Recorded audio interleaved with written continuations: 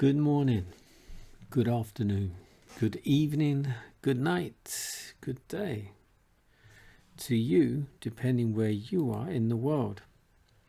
It's a nighttime devotion. We're reading from the devotional Lift Him Up. The title is The Lord Will Come More Quickly Than Many Expect. The scripture reading comes from Luke 18, verse 7 and 8. And will not God bring about justice for his chosen ones, who cry out to him day and night? Will he keep putting them off? I tell you, he will see that they get justice, and quickly.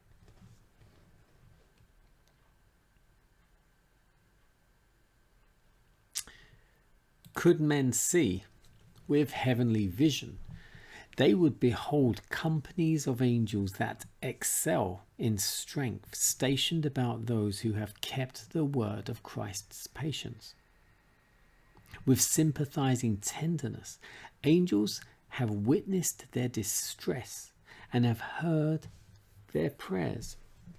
They are waiting the word of their commander to snatch them from their peril. But they must wait yet a little longer. The people of God must drink of the cup and be baptized with the baptism. The very delay, so painful to them, is the best answer to their petitions.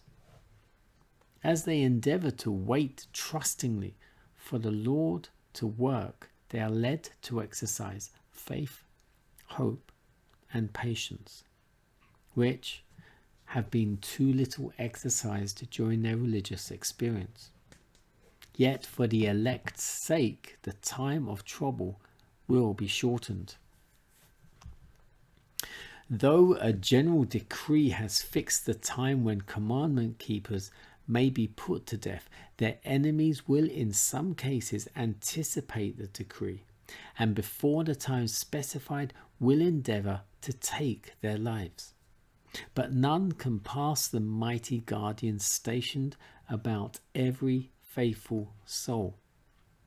Some are assailed in their flight from the cities and villages, but the swords raised against them break and fall powerless as a straw. Others are defended by angels in the form of men of war. In all ages, God has wrought through holy angels for the succor of deliverance of his people. Celestial beings have taken an active part in the affairs of men. They have appeared clothed in garments that shone as the lightning. They have come as men in the garb of wayfarers. Angels have appeared in human form to men of God. They have rested as if weary under the oaks at noon. They have accepted the hospitalities of human homes. They have acted as guides to benighted travelers. They have, with their own hands, kindled the fires at the altar. They have opened prison doors and set free the servants of the Lord. Clothed with the panoply of heaven, they came to roll away the stone from the Saviour's tomb. In the form of men, angels are often in the assemblies of the righteous, and they visit the assemblies of the wicked, as they went to Sodom, to make a record of their deeds, to determine whether they have passed the boundary of God's forbearance. The Lord delights in mercy, and for the sake of a few who really see him and really serve him, he restrains calamities and prolongs the tranquility of multitudes. Little do sinners against God realize that they are indebted for their own lives to the faithful few whom they delight to ridicule and oppress.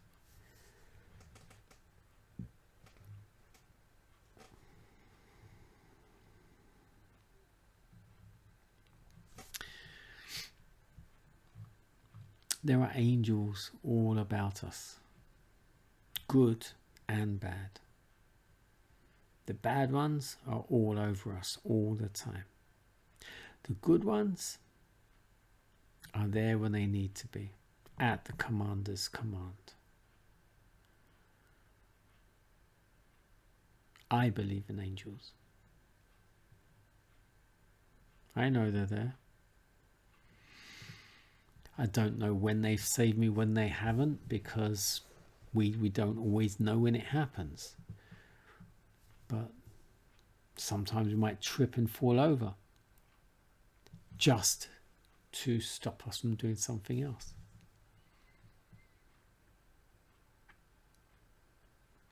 There are definitely angels. And they come in all forms. As people, I don't know, it's